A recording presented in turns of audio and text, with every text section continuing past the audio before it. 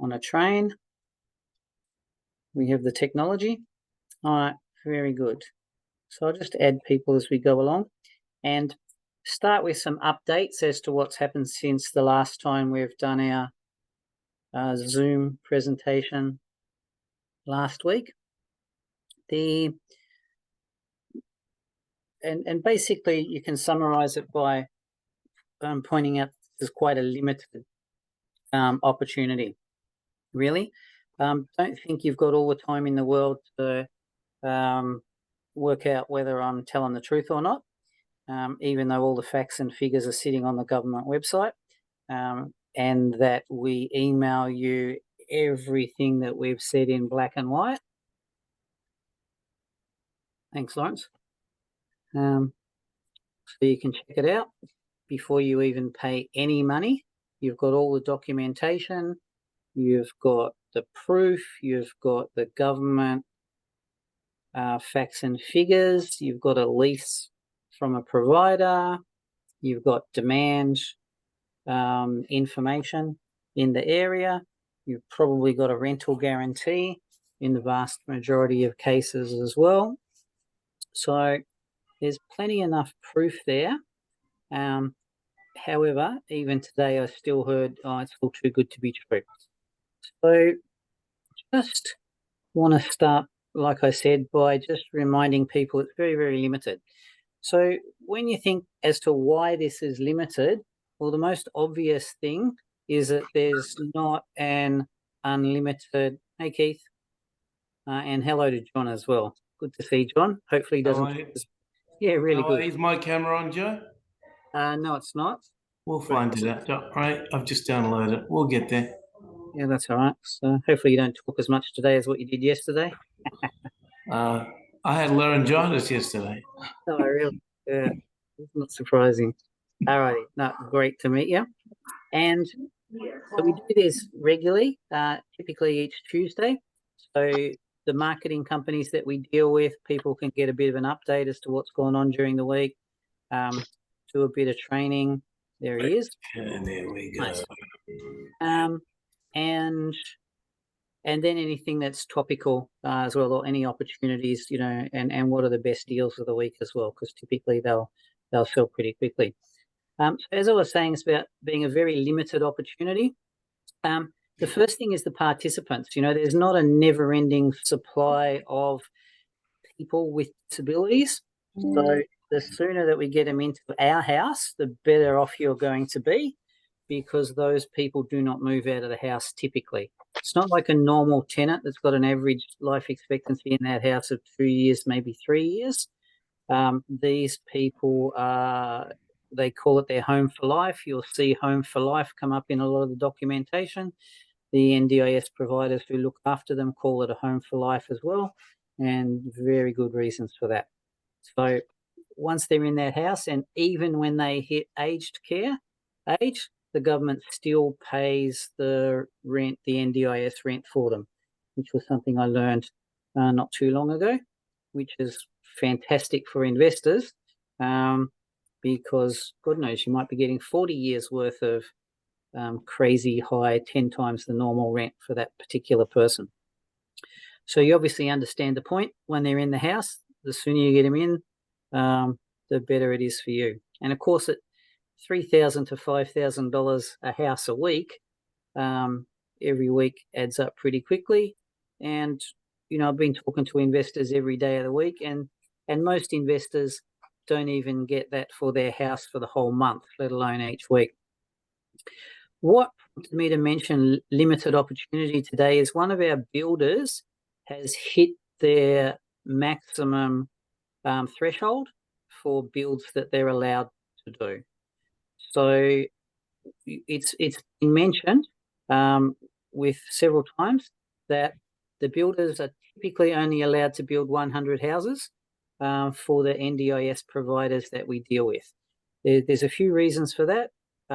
One of them is so that they don't do a Porter Davis on us, where just their greedy salespeople just kept taking orders, knowing full well that they couldn't build things in time, and would put great financial pressure on people, but still kept taking orders, etc. We can't do that in NDIS because the NDIS participants have finance approval for accommodation which expires in 12 months. So if their house isn't built and then their finance approval to move into accommodation expires, it can take another 12 months for all the paperwork and the approval to get through NDIS to get that finance approval again. So total waste of time, money, effort, etc., because the NDIS provider is paying a plan manager to get the plans and the applications done in at the NDIS. So they cannot have these houses drag out over 12 months. So therefore, we have to limit how many houses the builders can build, and one of those builders has hit that limit. So we're nearly at the end of the year anyway, but if you just think how the popularity of NDIS is really just gaining every day, then, in the first couple of months of next year, the builders would typically, if I expect, would have hit their limits.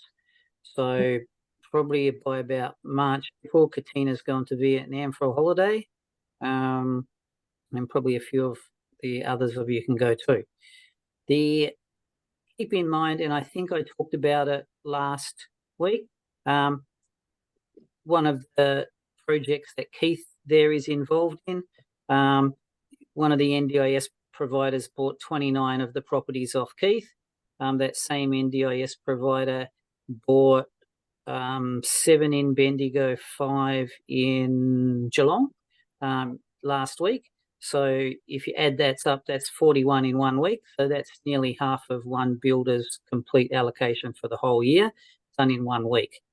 And if we had more stock, that particular NDIS provider would have bought them as well, because today they bought another 5 properties on the central coast of New South Wales. The land, the cost of land, there's $800,000 a block of land. And they bought every block of land in that estate that they could to maximise the amount of NDIS houses in that area. So that's half one builder's allocation in a week. So you can imagine that it doesn't really take too long for us to run out of builders as well. But even if we did have more builders, you've also got to think that we need some land. Now, you can't just go and put 100 NDIS houses in the one estate. It's quite limited.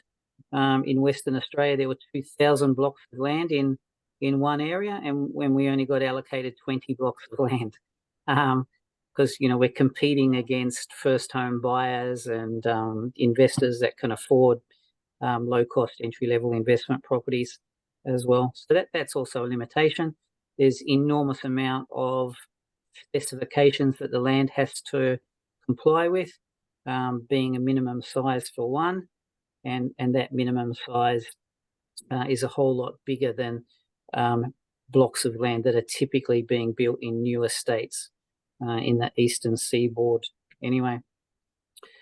So that's another one of our bottlenecks. We know that depending on the sort of house that we're building, it all has to be perfectly flat, has to have a flat footpath out the front, has to be flat all the way down to the shops, has to have a bus with a low floor going past, many different criteria depending on the area.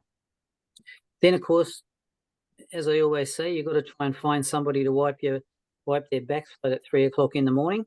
And if we're putting 2 participants in a house that both need 24-hour care, that's 3 8-hour shifts. That's 6 people a day. Nobody works 7 days a week. So by the time you add another couple of staff for Saturdays, Sundays rosters, you're up to 8 people for the house. Then, of course, you've got to have the bus driver, the plan manager that we talked about that gets people's finances and books them in for their doctor's appointments, etc. So, we're up to 10 people a house. And if one of our NDIS providers has just bought 40-something houses from us, times 10 people a house, then he's got to go and employ 400, 500 people. Now, anybody that's administered staff will know that's one hell of a headache. that's for sure. And, do those people exist in that particular area? It's a very real limitation, which is one reason why Mr. iPhone there is involved in the migration business to help bring nurses into Australia to work with our NDIS providers to provide the staff. So very limited from that point of view. The other thing most people have asked me is I'll just buy one that's complete, but there's not one completed NDIS house that I know of that's ever been resold. So none of the investors are reselling them.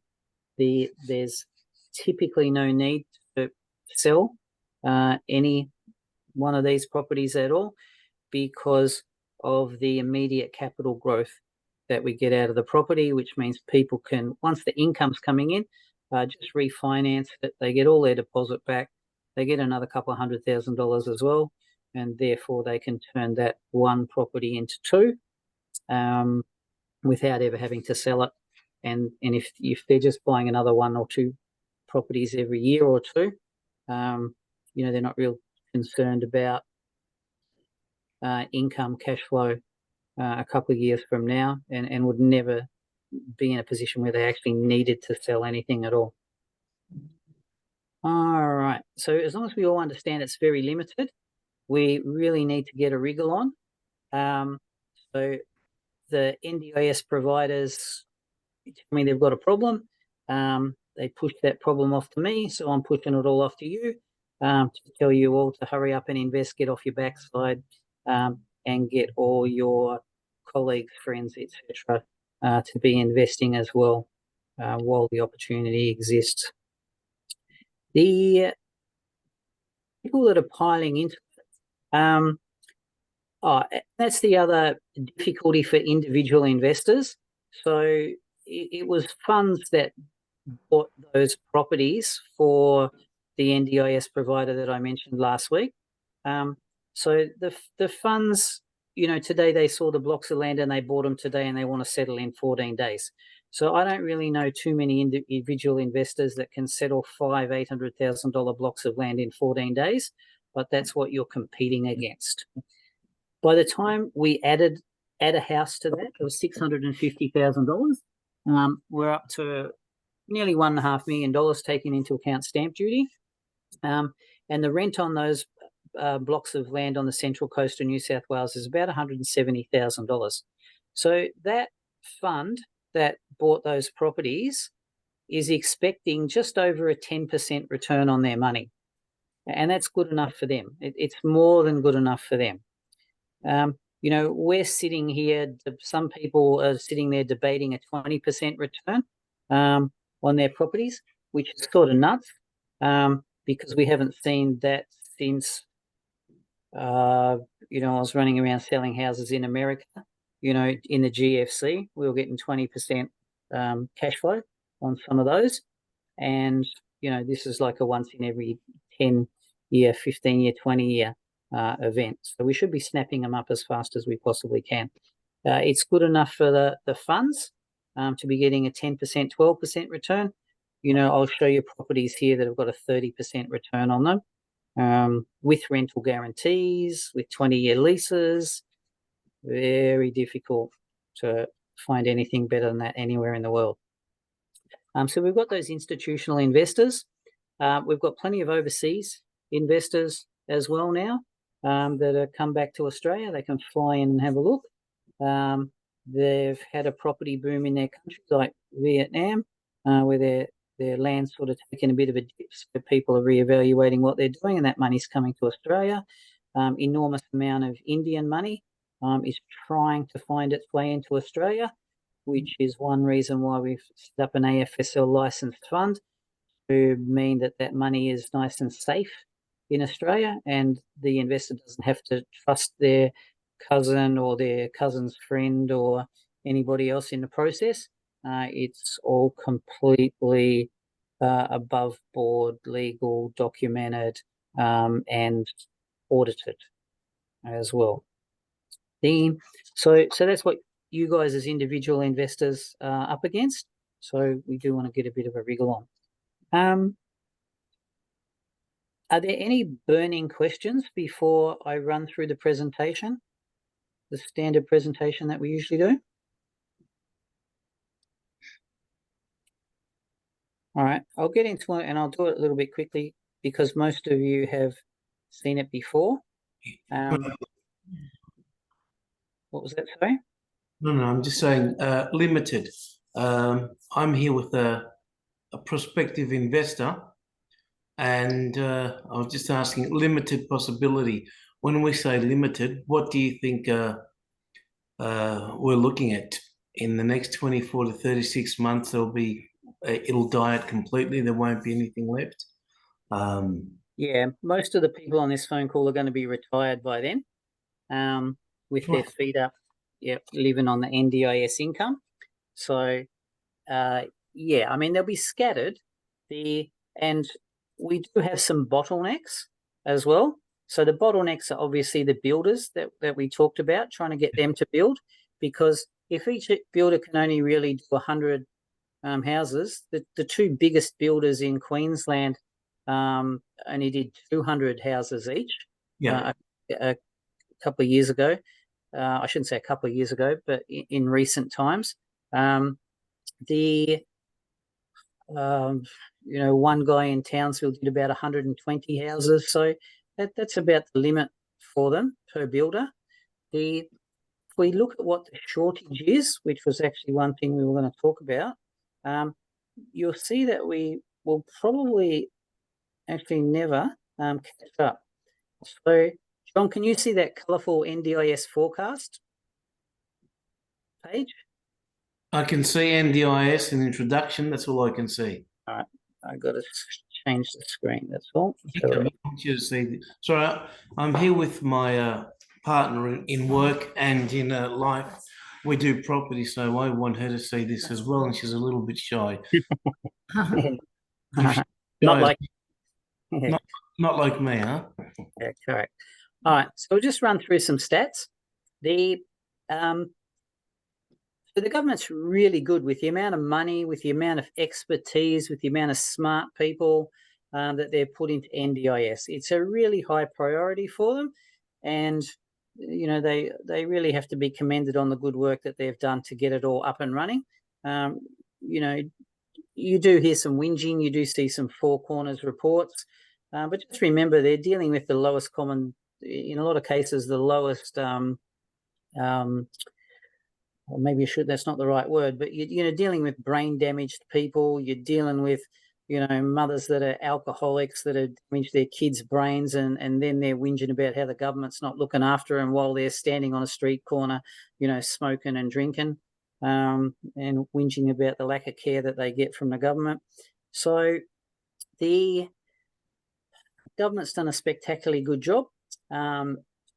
It's not just carte blanche, open check, but nearly, but it's certainly very well audited. All the NDIS providers that we deal with are terrified of their audits, and they take it spectacularly seriously. And there's not $1 out of place in anything that these NDIS providers that we deal with do, because they know if they, try and take a shortcut on $5 or $500 or $50,000, they're going to be losing $15,000 per week per participant, multiplied by up to 2,000 participants.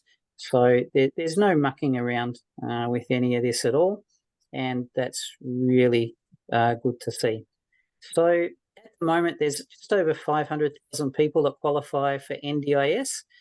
As our Pauline Hanson cartoon told us, there's another person goes on to NDIS every 6 minutes. So by 2032, we expect over 1 million people will be in the NDIS scheme. Out of that, there's about 3% that require housing, and would mean that we would need actually more than 9,000 new houses by then. So if you break down trying to build 9,000 new houses, we've actually already got a few underway. There's about 7,500 being built. Then so that they've worked out their shortage is about 6,000. But if you break that down over 10 years, whatever it might be. We've got to build 600 houses. It's quite achievable, I suppose, if you break it down that way. But we're continually adding more and more people to the waiting list, and they've calculated that we're actually going to be short about 16,000 houses or people by then? 9,000 houses already. That's actually the shortfall by 2032. So these reviews that they've done, their statistics that they've done are always under what's actually ended up being the case as well. And a lot of these facts and figures are based on people that have got money approved, but people don't waste their time and waste their plan money and their plan managers to get accommodation approved if there's no accommodation. So it's a catch-22 situation. So the blue line there says total SDA funded participants versus new build places. So new build places coming in Queensland of over 2,000, there's already people with the funds available to move into those houses of nearly 4,000. If there were houses available, people would go through that process of getting their funds approved, which can take up to 12 months to be able to move into those houses. You look at New South Wales, there's a shortage of, there's nearly 8,000 participants waiting to go into just over 2,000 places that have already got money.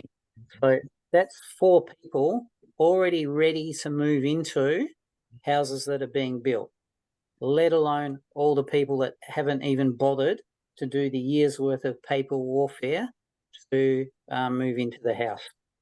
And then if you look at Tasmania, we've got 10 participants waiting for every 1 place to move in. Victoria, maybe 6 participants for 1 place. Canberra, whatever it is, 3 participants per 1 place. And South Australia looks like quite a boom as well. So when you look at demand, there's more than enough demand to make this the safest investment in the world. And you will also then start to understand why the government is waving such a giant carrot in front of the investors to make sure that they do it to capture this demand that we have here as well. So all the independent stats, they're all available. This was all available from the review that they did just before the end of the financial year. So quite straightforward. The other thing that people need to understand is, apart from the demand and apart from the feel-good factor of getting people out of hospitals and depressing aged care facilities, the government's actually making money and saving money. So I don't think it's too good to be true, because, and all this stuff I can email to you as well, but by the time you add up the fact that the government's made stamp duty, GST, PAYG on every body that went to build that house, PAYG on the carers that are working there all year, the 10 new jobs that we created by building 1 house, the tax on income that you're now generating as an additional income, the tax from the NDIS provider looking after these people. It's made anywhere from $500,000 to $1 million a house for every house that we build, and it's only giving you as an investor $150,000 to $250,000 a year. Now, as an investor, we think that's fantastic. All right. The government's laughing because they've doubled that money into their pockets in the first year, but they've also saved $15,000, $20,000 per participant from otherwise accommodating those participants in hospital, aged care, and nowadays a lot of these participants are actually just sitting in hotels as well. So if you think that whatever it is, $15,000 a week saving for us, so the government's saving per I think it's just per person, they're saving $750,000 to $1 million by giving you a giant rent on your house and farming it out into the private industry, where they pay some money to the NDIS provider, and then the NDIS provider pays the wages, buys the food, all that sort of thing. So when people understand government's saving money, government's making money, it's a fantastic investment where everybody involved in the circle is winning. The participants winning. They've got a brand new house that's specifically designed for them. You've got a whole lot of new jobs in the in society that have been created, and they're good, helpful jobs. They're not shitty digging ditches sort of slave labor jobs. They're quite rewarding. What else? The investors making 5 times to 10 times the money that they would otherwise make. The whole economy is being stimulated by brand new housing, which is either number 1 or number 2 industry in Australia, depending on what the mining industry is digging up at that time. So it's very hard to see any downside with this at all. We also touched on the fact that these are limited because they're not being resold. They're not going back into the market for another investor to come along and buy. So if we have a look at an entry-level property that we had, let's say it's worth about $750,000. The income that it's getting is $169,000. Even we go to a commercial lender and say that the cap rate's 10%, that property's worth nearly $1.7 million once it's completed. It's already got a lease, and once the money's going into the bank account. So that means somebody who spent $750,000 on that property can redraw $1 million against that property. Mm-hmm. They've actually got all their deposit back, and then they've got another $264,000 to go and buy a Mercedes E350, I think, or something. Okay. And off they go again. So, when I was doing a seminar last week, the only thing that the boss wanted to know was, how does he buy a new car out of all this? We just did the maths for him. And, in about 18 months, he's got himself a free car, all right, because he's redrawn against the asset. The assets are way cash flow positive, so they're comfortably repaying, a 60% loan. If we could get a 70% loan, which one of our lenders has told us that he can get us, and he's also told us he can get it against a 7% cap rate in Melbourne metropolitan area, then that sounds good. Yeah, so then that house is worth 2.4 just on the mathematics. The investor can redraw up to 1.7. So they've nearly got $1 million. So they nearly got themselves a Lamborghini, all right, for free.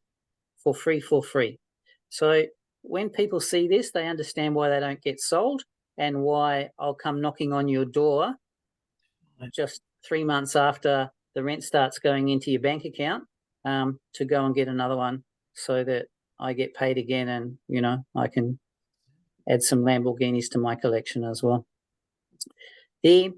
Because it's a commercial investment from day one, it's not your normal everyday residential investment, so we just can't go to the local Aussie home loan place and say, give us a loan for this. We've got to use our mortgage brokers.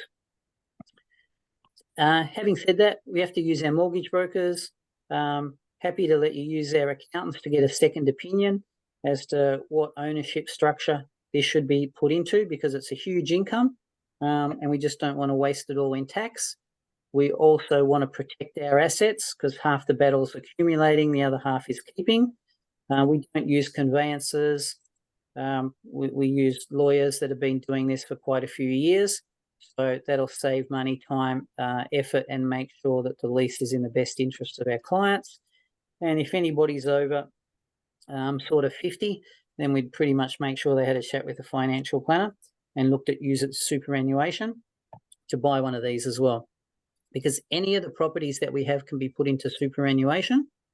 And it would be really, really wonderful to have $250,000 a year or so coming tax-free into your bank account once you hit 60 years old. That would take a fair bit of pressure off just about everybody I know, and lead to a wonderful lifestyle. We all know now that this was a Labor Party promise. You know, they're the masters of spending money. They've done a really good job with this. So we should all have our hand out and be grabbing some of that money as it's flying past. I can email this so that everybody can have a look at the video, and that will just show them what an NDIS house looks like and why an NDIS house is going to cost us twice as much to build as a normal 4-bedroom house in the same street. We all were worried when we started this that, Katina, can you see the purple 2022, 2023 price list? Yeah, I can see. All right. So when we started, there's a few technicalities with this because the government prints out how much they're going to pay you. So it's nothing to do with me. It's nothing to do with the builder. It's nothing to do with the NDIS provider. Really, the government's paying the rent and they've got their price list. There's a few variations because they might want you to build in Renmark in South Australia, so they pay you a little bit more money if you build out there instead of building in Werribee. So they dangle a bigger carrot by multiplying a location factor. And they take into account that the cost of land in Sydney is significantly more expensive than the cost of land in New Norfolk, Tasmania. So you might get paid 1.2 times the standard rent. So this is the standard rent. This is the base price, as they call it, rent, for the different types of houses, but there's a location factor. So if we're out in a regional area where the land's cheap, we might only get paid 90% of the base price. If we're in Sydney, we might get paid an extra 20% on the base price as well. And so that's my job, to work out where we're going to maximise somebody's returns, and then those maximised returns are what's offered to clients first. And as I said, there's up to 30% available at the moment, which is spectacular. Well, that's for sure. So, you know, if people that were worried that it's too good to be true, the government's spending too much money, they're all going to turn it off. This was last financial year where we were building houses for $44,000 a room per client.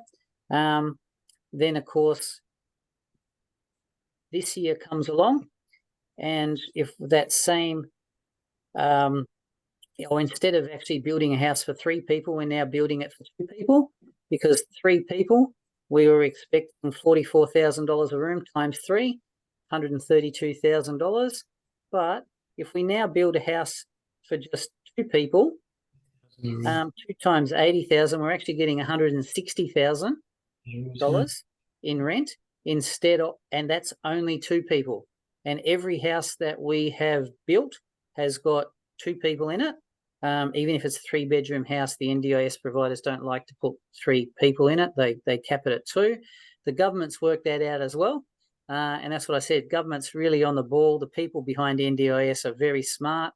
You can have a look at who the NDIS board is, and they're a whole bunch of geniuses, and nobody can argue with that at all. So, yeah, they've increased the rent from that $20,000 or hang on, whatever it was last year. For the 2-bedroom house was $47,000 a room. So this year, that's $80,000 a room. So instead of building for 3 people, we only build for 2 now, because that's all that the NDIS provider would put in there. Instead of expecting to get $132,000 a year at 100% occupancy, when they'd only put 2 people in there and we'd only get $80,000, we're now getting $160,000 because we've always got 2 people in a house. So that shows you that there's price list. The government's dangling a carrot, our NDIS providers and us work out how to maximize your return as an investor, because even if the government says that it's going to pay you $80,000 per participant per room, they may not be approving that as funds for accommodation in a particular area. So we can't just look at a spreadsheet and become a mathematical nerd and say that we're going to make money. There's the human factor with all this, and NDIS has got a human factor, and it's also got us as greedy little investors trying to maximize the mathematics of it on the other side. But all the people that run NDIS are human factor. Alrighty, they are concerned about the well-being of the participants, how to improve their quality of life, how they can live with respect, and how they can get cured, healed as well. So, they are the ones that are giving people a bath, taking them to the football, driving them off to their doctor's appointments, washing their backsides, like I keep saying.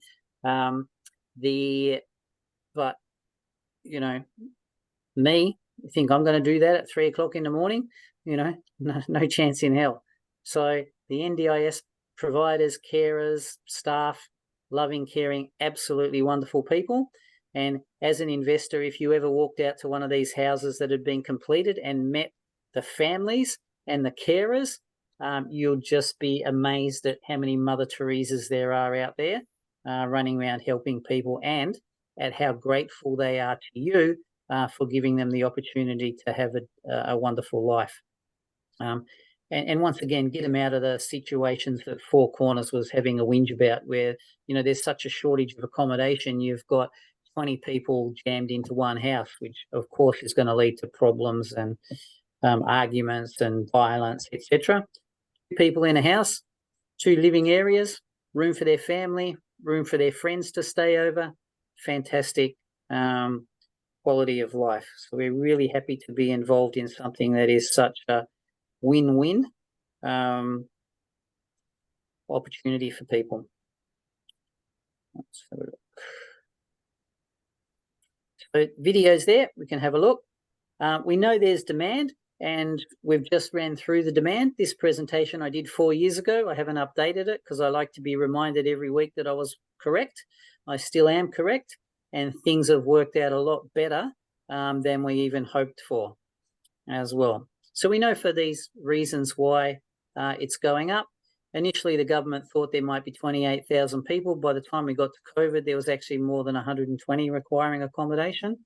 It does depend on whose statistics you look at, but whatever statistics they are, they all show a shortfall, and trying to build them, it's going to be difficult to catch up to get things built. We know the government's saving money, so they're not going to switch it off. And of course, if they were going to switch it off, last financial year was the end of a 5-year review that they did, and the rent went from $20,000 a room for improved livability to $70,000 a room.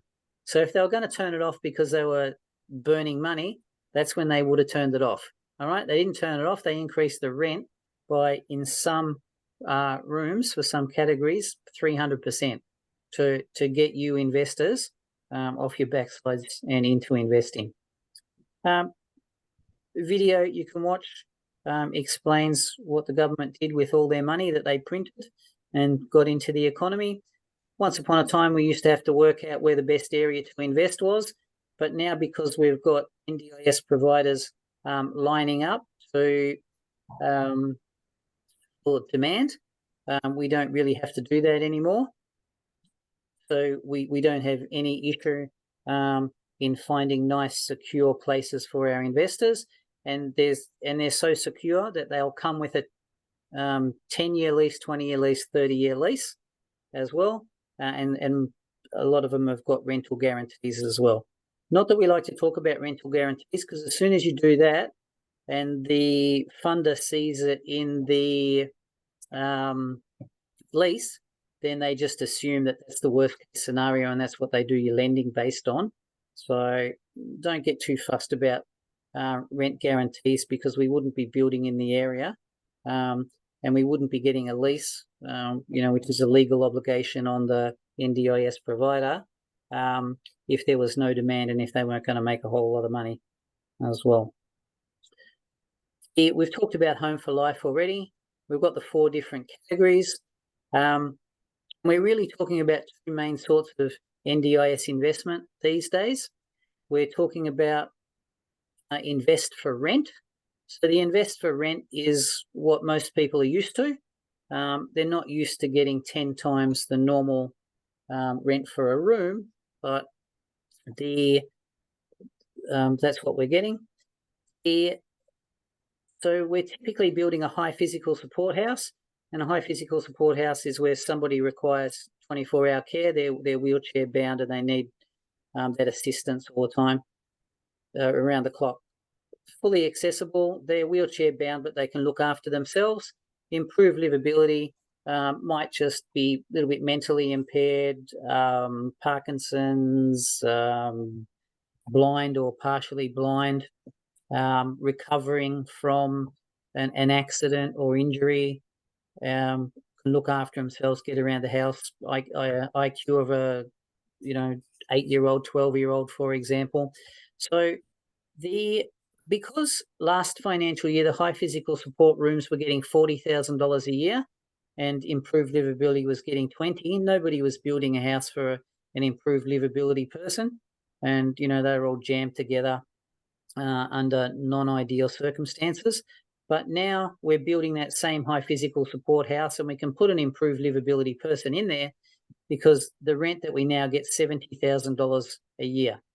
So not one of our investors has complained about getting $70,000 a year per room instead of $40,000 a year that they were expecting when they bought the house, or getting $80,000 a year as what the rent is now. So all these people that once upon a time didn't have anywhere to move or live, and I certainly wasn't helping them, now can move into our houses. So that's just opened up the amount of participants that we have access to, which is fantastic for us.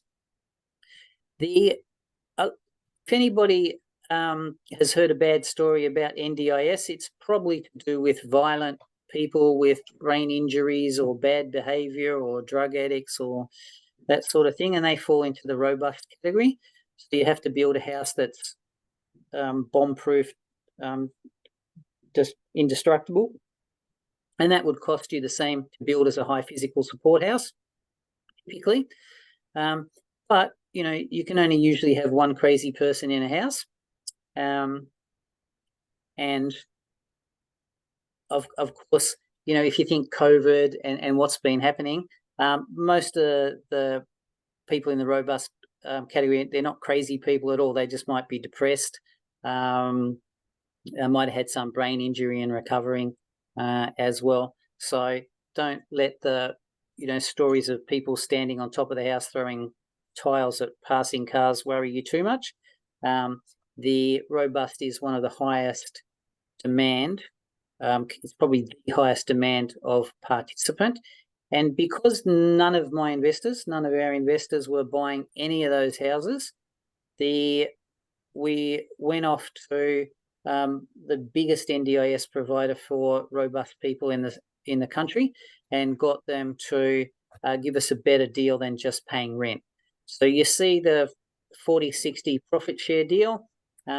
That's where we get a share of all the income that gets generated by that house, because the rent wasn't really enough to entice us to move from high physical support, nice and safe, off to robust, where some of our investors were a little bit worried about it.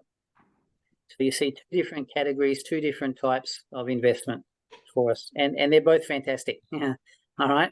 It's an argument between, do I buy a Mercedes or do I buy a BMW? It's, they're both fantastic, and they're both going to do a wonderful job. That's for sure. Obviously, we know these things are a lot more expensive than a normal everyday house. So we can't just, as I said before, go to the normal everyday mortgage broker. We need to use our mortgage brokers. We have a procedure. Anybody that's reserved the property knows there's a procedure associated with it. One of our guys will tick off the procedure with them as everything gets done. And a couple of times I've been persuaded, by a customer that their mortgage broker is the best in the world. They know everything. Their brother's this and their brother's fantastic. And every single time it's a disaster. So just stick with our procedure. Everything will work out fine. You'll make a fortune. And I don't care about your brother as well, because it's just blown up in people's faces over and over again, trying to go outside our procedure. Our procedure's taken us 4 years of heartache, expense, drama to organise. So just stick with it, and it'll be drama-free, stress-free, and all you've got to worry about is how you're going to spend so much money, or what colour your Lamborghini is going to be when you refinance, in a year or two. Alrighty.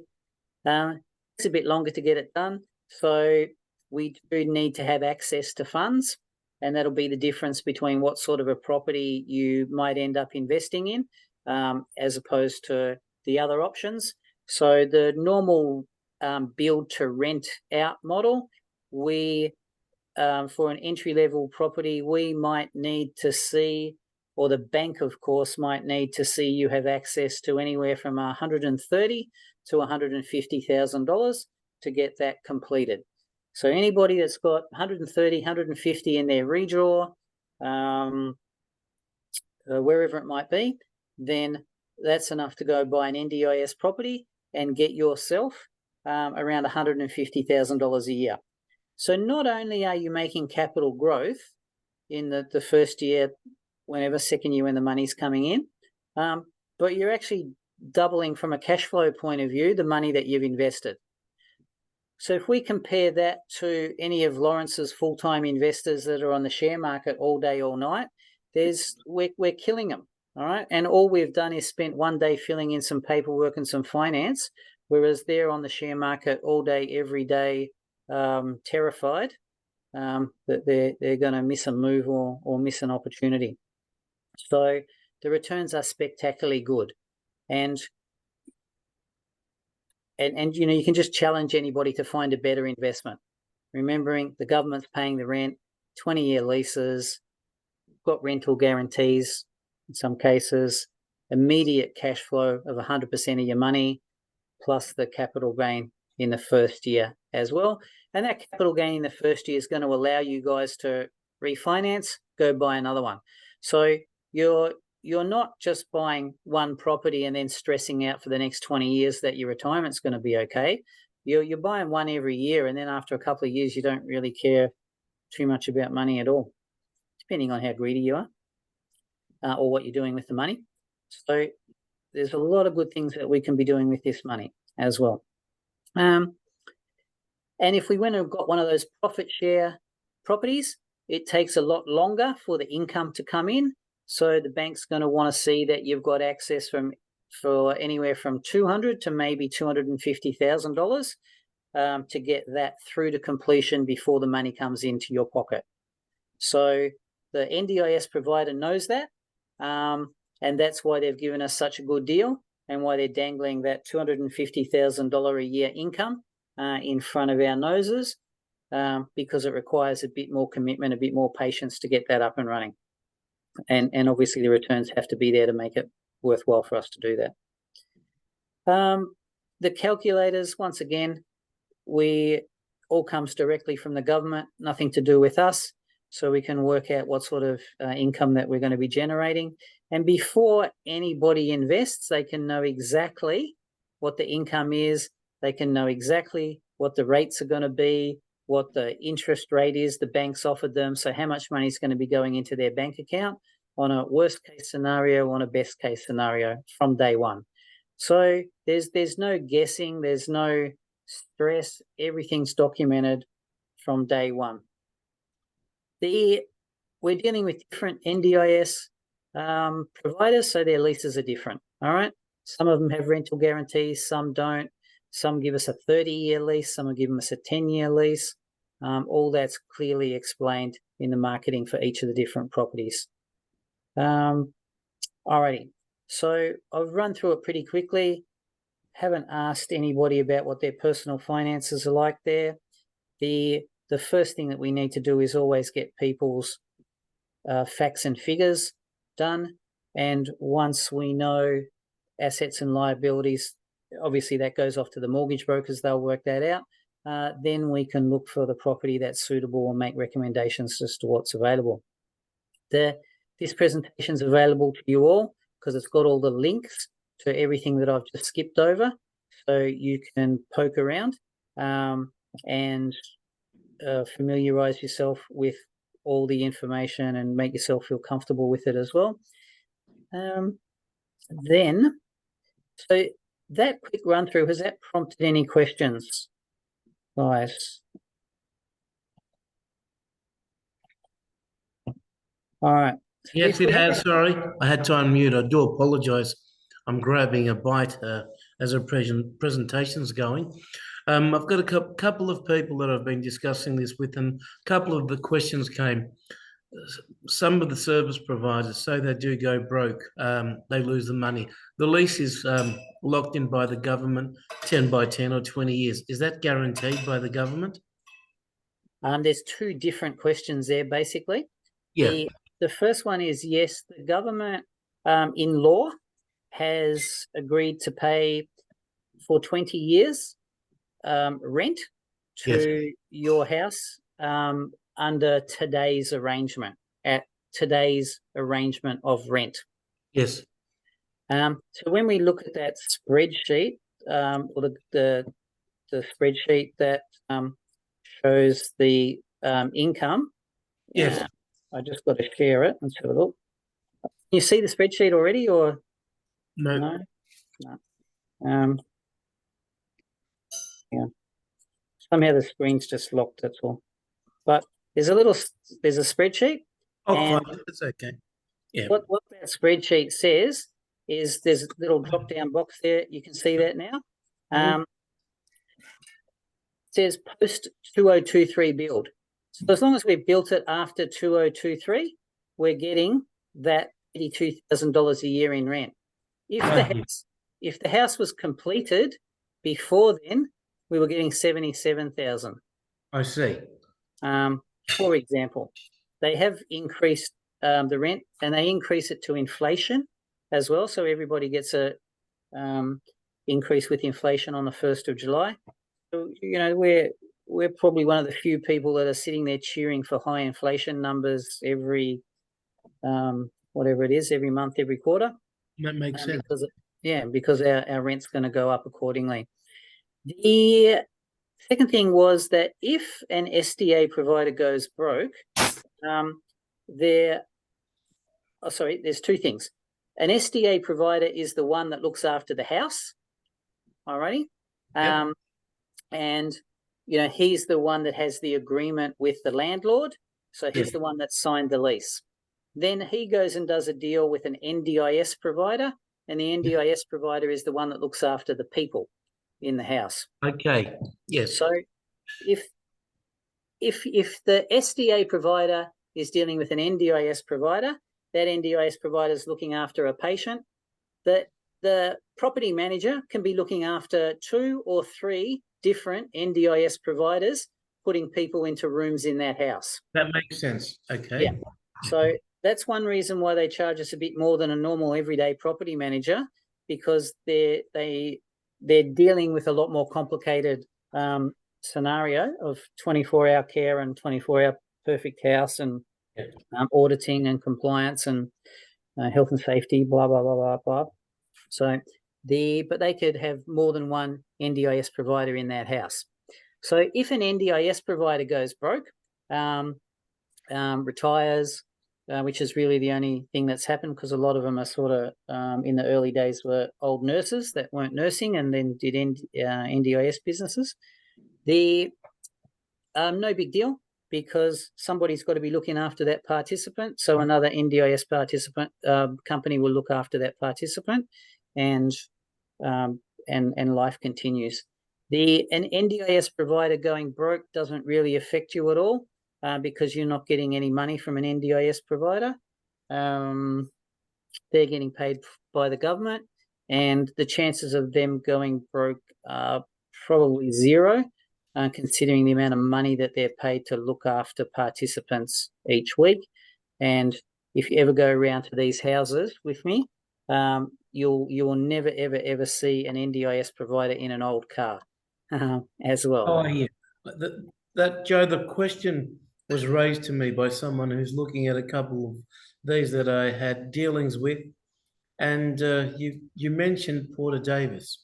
Yep. They bought Porter Davis display homes, Yep. and they signed a 3-year and then 24-month option. 15 months into the lease, Porter Davis went broke, and they've got the house and it was vacant. He asked me that question to move forward because he is interested in a couple of these. That's why the question was raised. Yeah. So some of these have rental guarantees as well. And really that's just when we started doing it, that covered the cost of interest. So the investor was never out of pocket, even Right. if there was nobody in the house. Yeah. However, we can look on the demand map that we touched on when we were flipping through the presentation to see what the demand is in area. And there's a couple of other things that we can look at to see how many people are waiting in that particular area. So there's a safety factor that means they're not relying upon us or the NDIS provider to generate an income. And when we looked at what the demand was in any particular area, we saw in the first thing that I had up about, I'm just trying to find it,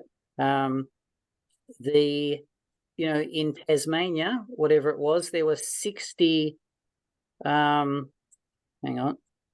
The ratio I saw that the ratio per house, there was a high ratio of people waiting to get in. Yeah, that's right. So there's, so if, I don't know if we can, I'll just flip back to it. If we can look at this, then that's all he needs to see. So if we look at Tasmania, there's actually 56 places or rooms getting built, or places getting built. I don't know if that's a house or a place being a room, but there's 600 people waiting for those places. And so we can look at that around the different areas and drill down a bit more into there. So we know that for there, and we've got properties in Tasmania, and they're one of our favourite areas to invest because there's so many crazy people in Tasmania, and they're not far from the asylum down there. And it's a $900,000 property with a $250,000 return. We've got people waiting to move into each room. We had a room become vacant down in the southeast, and there were 15 people wanted to move into that room that had finance approved in Clyde North as well. So that will reassure them that there's no issue at all about having vacant property at all. Okay. Then we'll have a look at a couple of examples as to what people can be purchasing these days.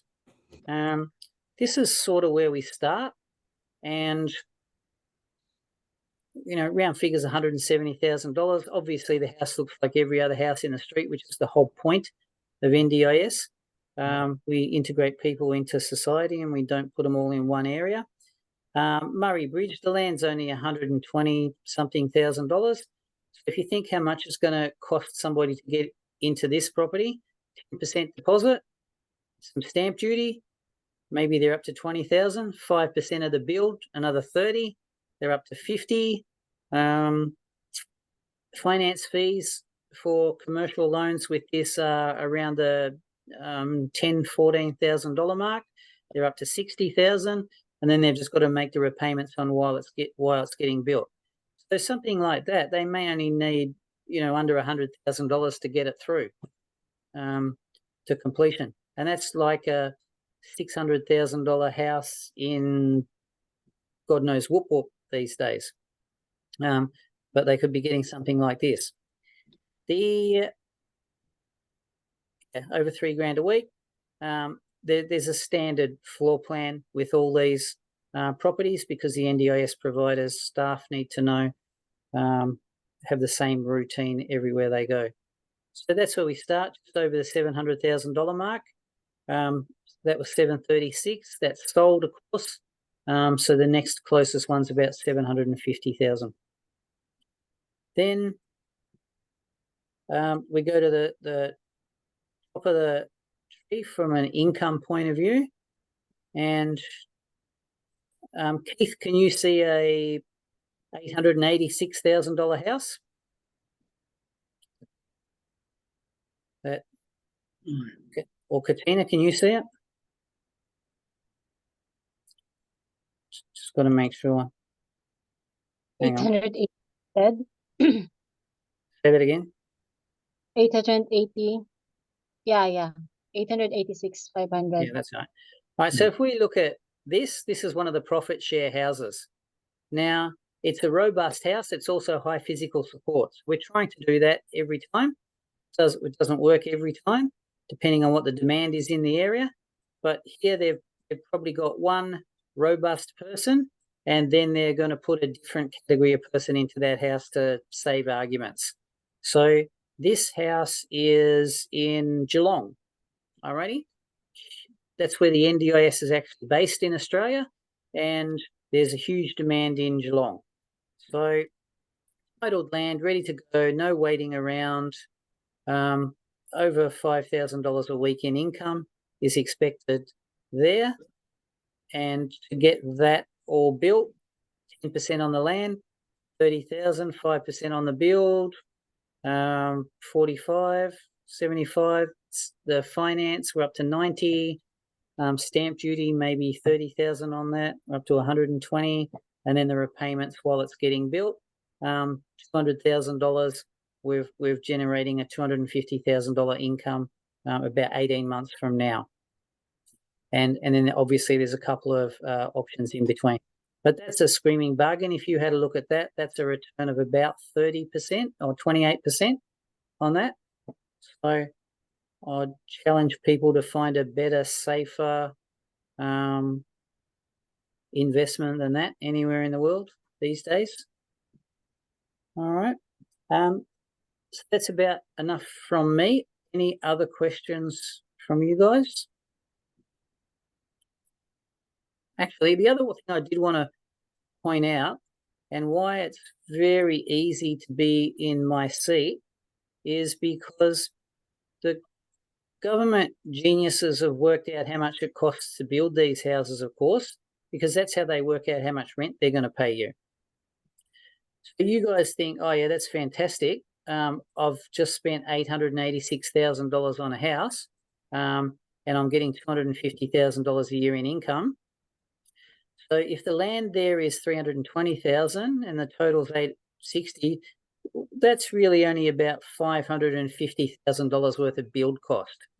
So we have harassed many builders, and we've got that high physical support house, like I mentioned, robust, indestructible house. We're getting that built right in front of your eyes for $550,000. If you look at what the government experts say that robust house costs to build for 2 residents, it's $990,000 to build that house. Our investors are buying it for $550,000. Absolute bargain.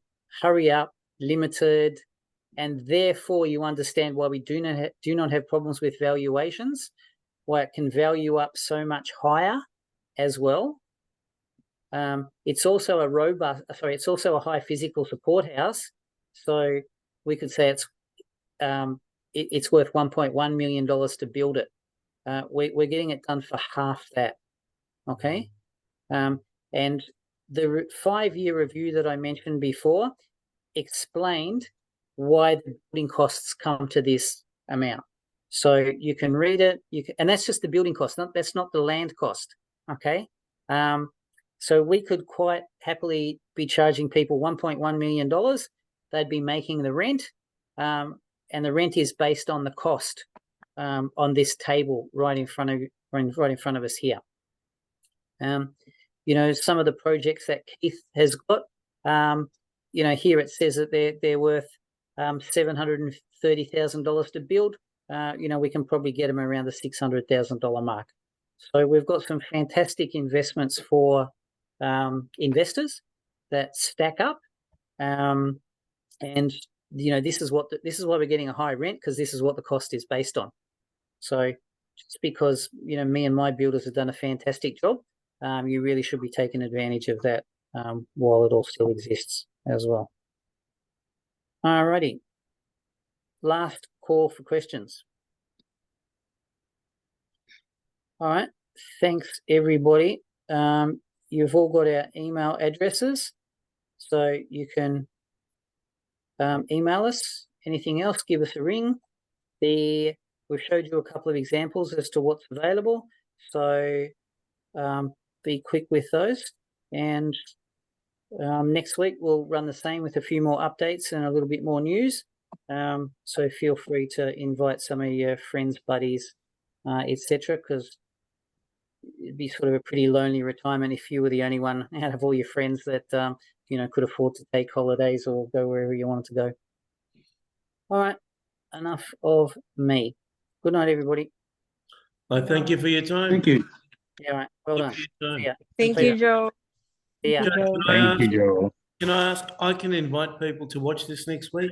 Pardon my ignorance. Yeah. And if you really wanted to sit there for another hour and look at me again, which I love doing, I can email you the recording as well. Yeah, that would be good. All right, lovely. I'm See ya. having dinner. I'll Thank you, speak to Joe. you tomorrow, Joe. Cheers. Thank you, Joe.